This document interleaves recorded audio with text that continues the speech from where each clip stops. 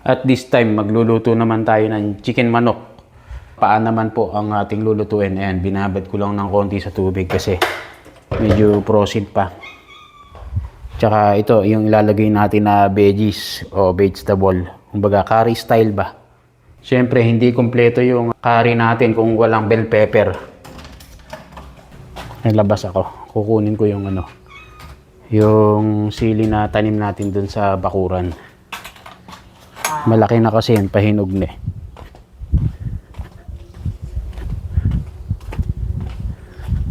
Sayang lang, baka masira, kaya ilalagay na natin. Wah!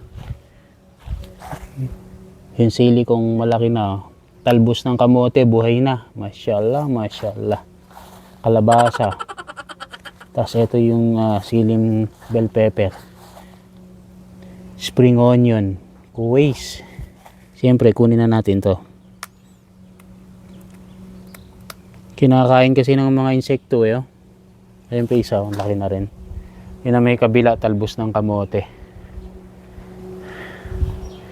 Kuways, miyamiya. Pwede na, di ba? Buhay na yung spring onion tsaka mga kamote. Pwede na. Yung kamatis lang sayang namatay eh. Ito. Aywa, quiz. O, balik na tayo sa kitchen. At heto na nga't pinaghihiwa ko na yung mga sangkap na ilalagay po natin sa chicken manok na curry style po. At ayun na nga po, tiniwa ko na po yung garlic at saka po bawang. Ay, parang parehas lang yun At ginger at saka po luya. Yung tawag dito, yung kulay yellow, turmeric. Ayun, turmeric. Meron pala akong fresh na turmeric.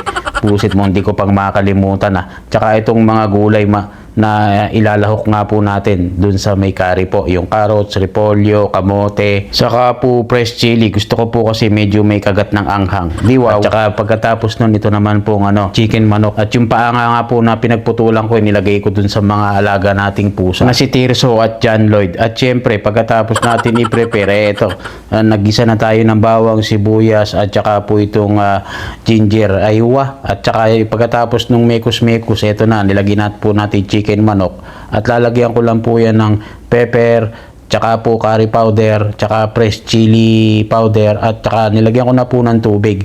But eto nga, habang pinapakuluan po natin yung chicken manok na paa, hiniwa ko na po itong saging. Bali, ito nga po yung gagawin nating rice. Kumbaga to parang saba po sa atin na style.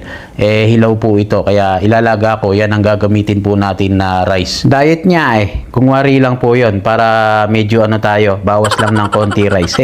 At ito, tinimplahan ko na pa at nilagyan ko nga po ng gatas po na ibab para mas creamy itong ating curry style. At change court ko lang po para mas mabilis maluto. At ilang minuto nga lang po, luto na po itong saging banana. At ito na pong chicken manok, ox na rin po. Kaya nagsandok na rin po ako para kumain.